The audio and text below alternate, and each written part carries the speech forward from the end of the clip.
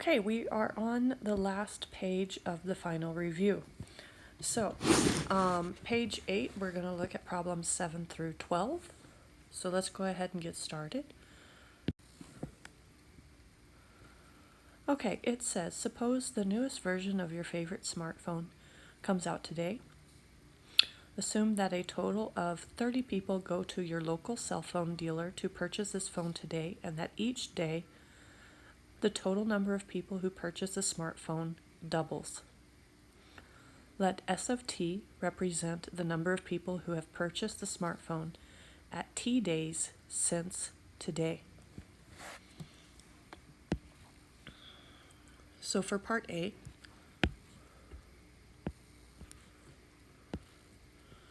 we want to use the function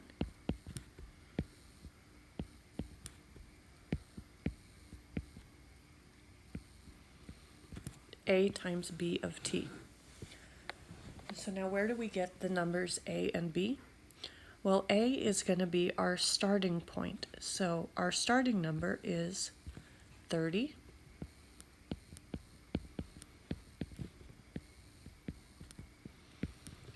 Our b is how much does it increase each time? What is our base multiplier? And it says that each day it doubles. So we're going to get 2 to the t. That is our equation. So now for b, we want to evaluate for 7 days. So we're going to plug in 7 for our t values all over the place. So we get 7. S of 7 equals 30 times 2 raised to the 7th. So if we do 2 raised to the 7th, we get 128. If we multiply that by 30, we get 3,840 people. And we're done. Let's try one more just to make sure that we have it.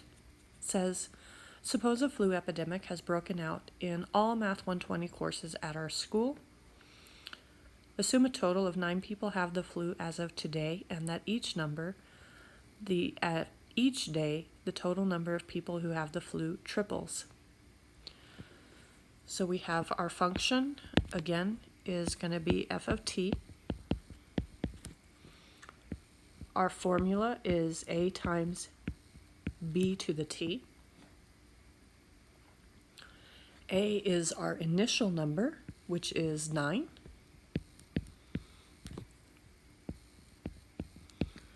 B is our base multiplier. What are we multiplying? Well, since it says triples, that's the same thing as multiplying by 3 each day. So we get f of t equals 9 times 3 to the t. For part B, it says, according to f of t, how many people will have the flu 4 days from today?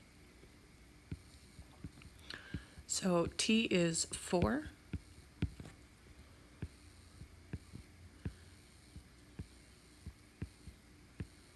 So we're going to plug in 4 for t. And if we simplify, we get 3 to the 4th is 81. And 9 times 81 is 729 people.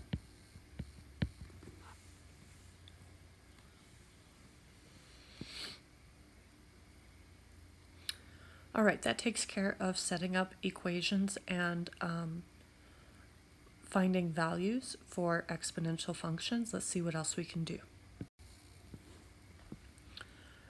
For problem 9, we have statistics indicate that the world population since World War II has been growing exponentially. If we assume exponential growth the world population can be modeled by this equation, where P of t is the world population in billions and t is the time in years since 1975. So we want to estimate the world population in 2015. So for example A, we get t is equal to 2015 minus 1975. That is a difference of 40 years. So in 2015, that is 40 years after 1975. So if we plug in, we get P of 40 equals 4 times 1.019 raised to the 40th.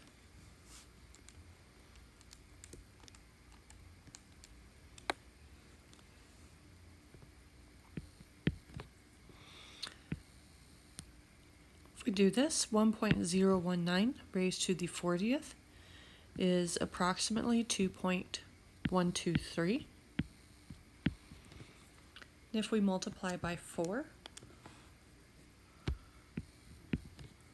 we get that the population is 8 billion people.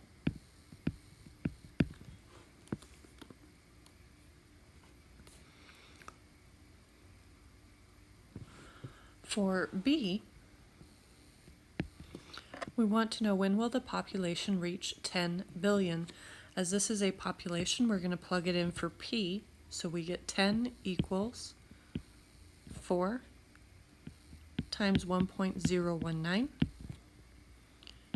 raised to the t. To solve this, we're going to divide both sides by 4. 10 divided by 4 is 2.5.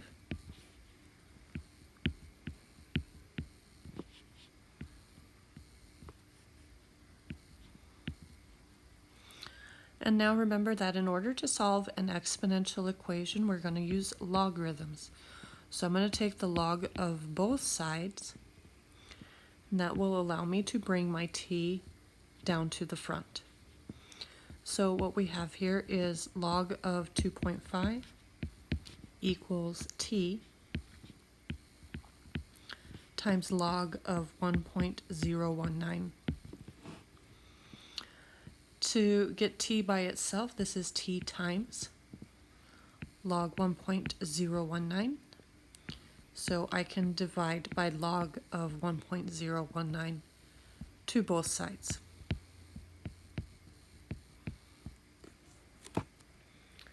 All right, if we do that, we get log of 2 divided by log of 1.019.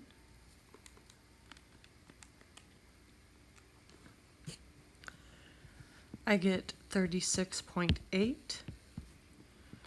or it says round to the nearest year. We're going to round this up since it's an 8, so this is going to be 37 years equals t.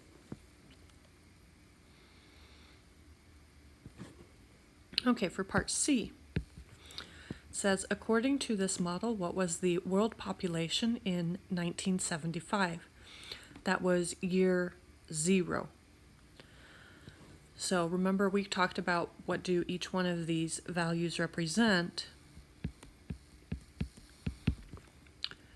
Remember that if we analyze our equation again, this is what we multiply by.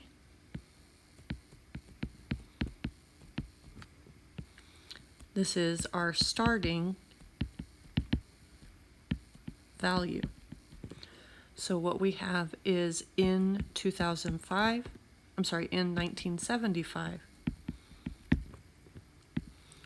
the population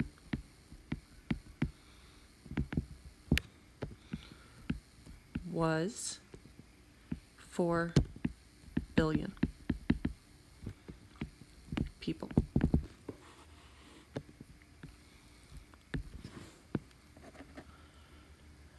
Okay, according to this model, by what percent is the world population growing each year? In order to do that, we're going to look at our base multiplier. And if we break this down, the 1, this is what we have right now.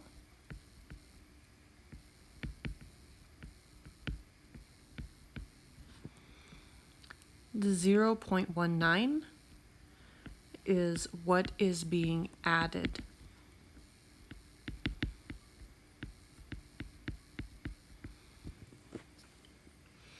So when we look at this, what we want to look at is how much is it growing each year. That's just how much are we adding each year to the population.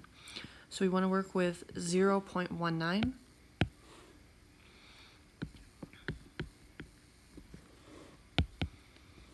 .019, and we want to express this as a percent. This is 1.9% each year is what it's growing at.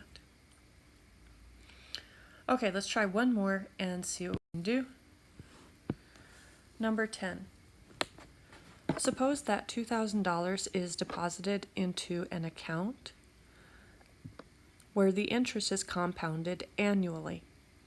This situation can be modeled by the function f of t, where f of t represents the value in dollars of the account t years after depositing the $2,000.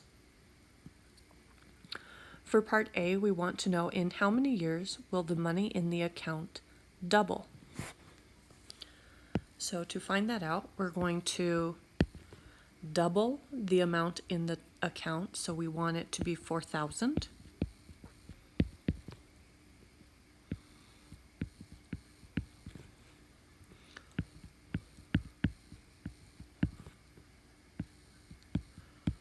And we want to solve for t. So I'm going to divide both sides by 2,000.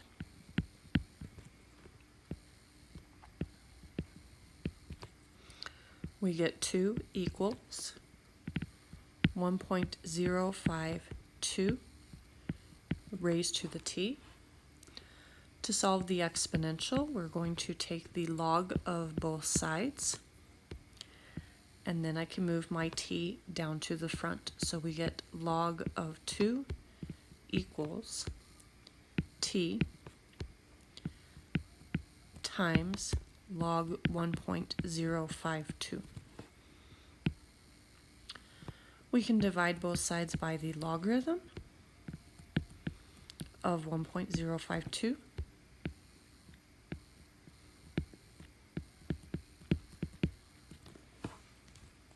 And then use our calculator in order to evaluate this. So we get log of 2 divided by log of 1.052.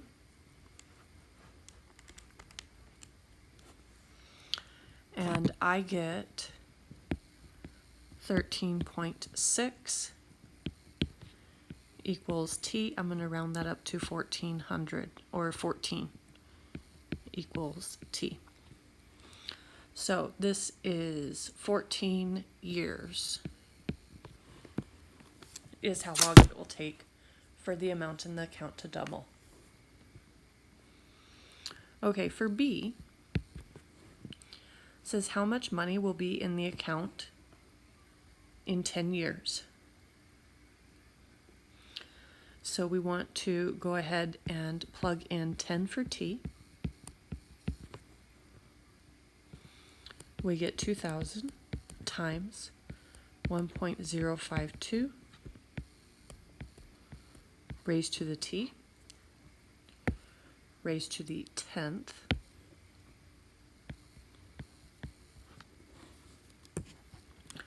.052 raised to the 10th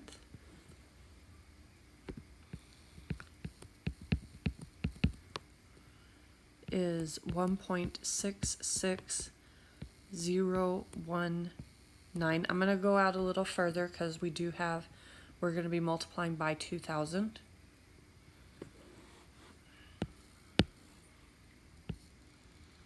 Sorry guys, it's about 5 o'clock in the morning where I am, so I'm a little tired. The easiest way to do this is on your calculator. Just multiply your answer by 2,000. If I multiply my answer by 2,000, I get 3,320.376. And if we round this up to the nearest cent, this is going to be $3,320.38. We're going to round up.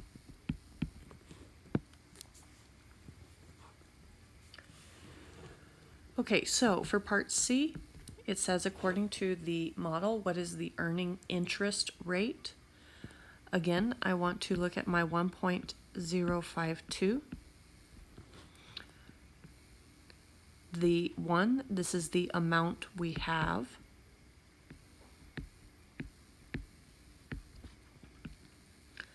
The 0.052 is the amount being added.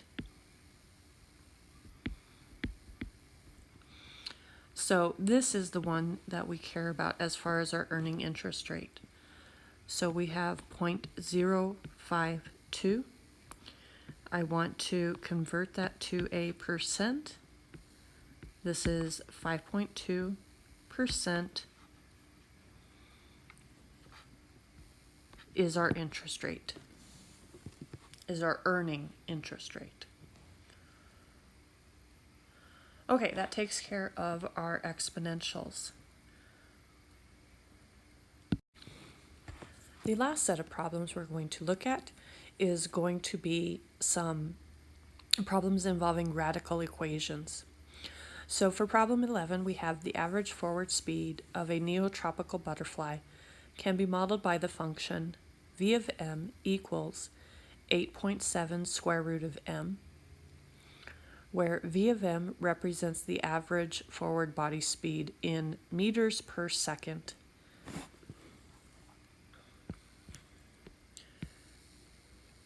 And m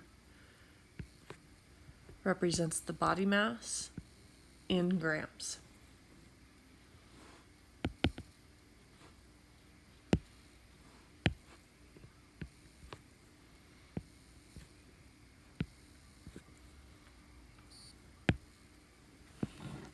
We want to use this model to estimate the average forward speed of a butterfly with a body mass of 0.5 grams. So 0.5 is an m value.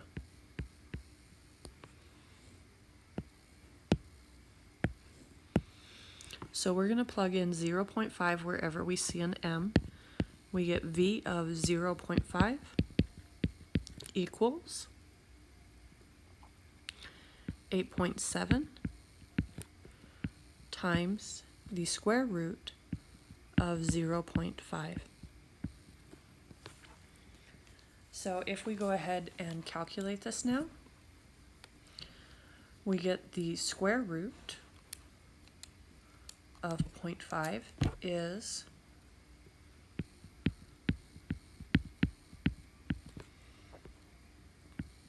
0.707.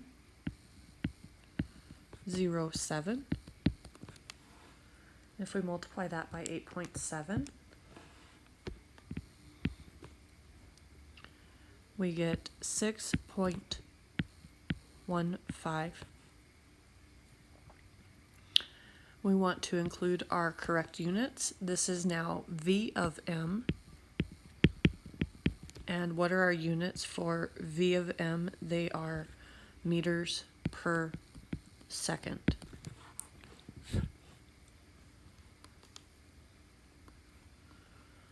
Okay, for B,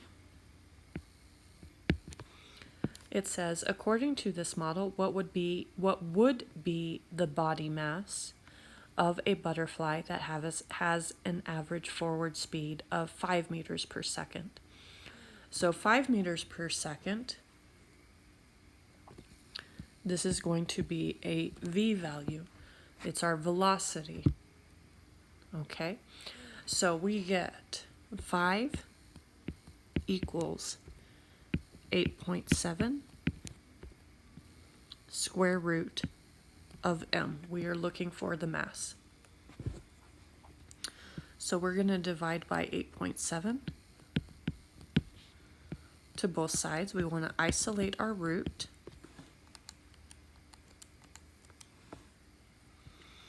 I get 0.5747 equals the square root of m. And then to get rid of the square root, we're going to square both sides, and we get m equals 0.3 grams. We want to round to the 1 decimal place, so we get 0.3 grams equals m. We're going to round down on this one. And we're done. Okay, let's try one more just to make sure that we got it. Okay, the approximation of the body length of mammals based on the mammal's body mass can be expressed through the function L of m, where L represents the body length in meters of a mammal with a body mass of m kilograms. For part A, we want to use this model to estimate the body length of a mammal with a body mass of 4.6 kilograms. So 4.6 is going to be an m value. So we're going to plug in for m 4.6.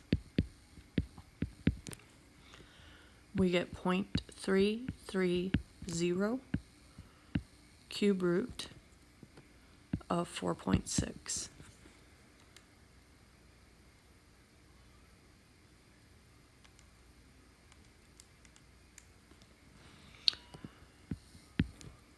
All right, if we do this, we get 0.330 times 1.6631.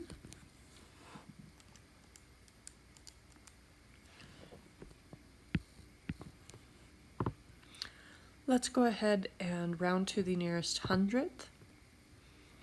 I get 0.5488. And if we round to the nearest hundredth, the 8 tells me to round up.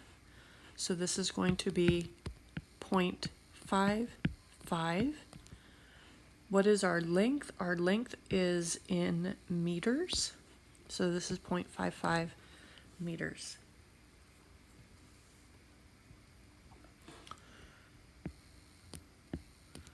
Okay, for part B. With this model, estimate the body mass of a mammal with a body length of 1 meter. So 1 is a length. We're going to plug that in for L.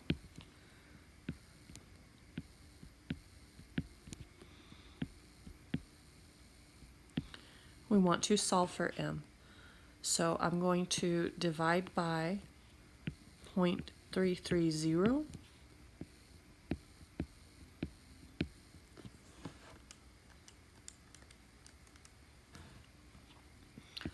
I get 3.0303, etc., etc., equals the cube root of m. We can now cube both sides.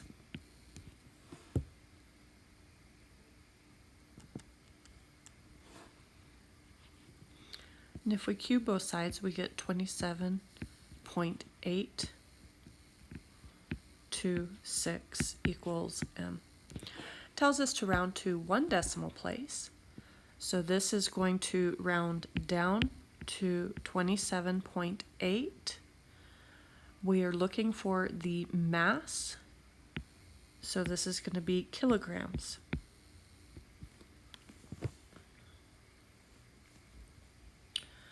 Okay, that takes care of the final review. I encourage you to watch this a couple times just to make sure that you are clear on it, as well as continue practicing the problems on the final review. If you have any specific questions, don't feel that you can't contact me. Please contact me so that I can help you out. In the meantime, good luck on your final, and hopefully we will see you again next semester. Have a good break, and good luck.